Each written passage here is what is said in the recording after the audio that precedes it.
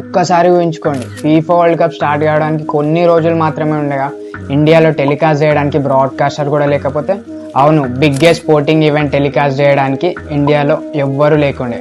అప్పుడే ఒక ట్విస్ట్ జరిగింది. ఫీఫా ఇండియన్ బ్రాడ్కాస్ట్ రైట్స్ కోసం దాదాపు $100 మిలియన్ ప్రైస్ పెట్టింది. కానీ అంత ప్రైస్ పెట్టడానికి ఏ బ్రాడ్కాస్టర్ కూడా ముందుకు రాలేదు. Last time world cup telecast చేసిన జియో కూడా ఓన్లీ $20 మిలియన్ మాత్రమే బిడ్ చేసింది. ఎందుకంటే నైట్ మ్యాచెస్ కాబట్టి ఎవరు చూస్తారో తెలియదు, యాడ్ రెవెన్యూ ఎంత వస్తుందో కూడా తెలియదు. అదే మెయిన్ డిసడ్వాంటేజ్. సిచ్యువేషన్ ఎంత సీరియస్ అయిందంటే మ్యాటర్ ఢిల్లీ హైకోర్టు వరకు వెళ్ళింది. ఇండియన్ ఫుట్బాల్ ఫ్యాన్స్ అయితే ఈసారి వరల్డ్ కప్ మిస్ అయిపోతామేమో అని ఫుల్ టెన్షన్ పడ్డారు.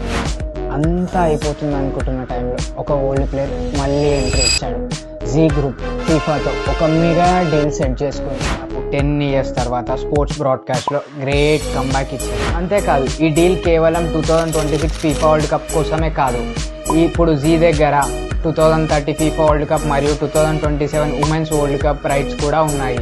మరి ఈ వరల్డ్ కప్లో మీరు ఏ టీంకి సపోర్ట్ చేస్తున్నారు? బ్రెజిలా, ఫ్రాన్సా, లేక అర్జెంటీనా, లేక ఇంకేదైనా అండర్ డాగ్ టీమా? కామెంట్ చేయండి.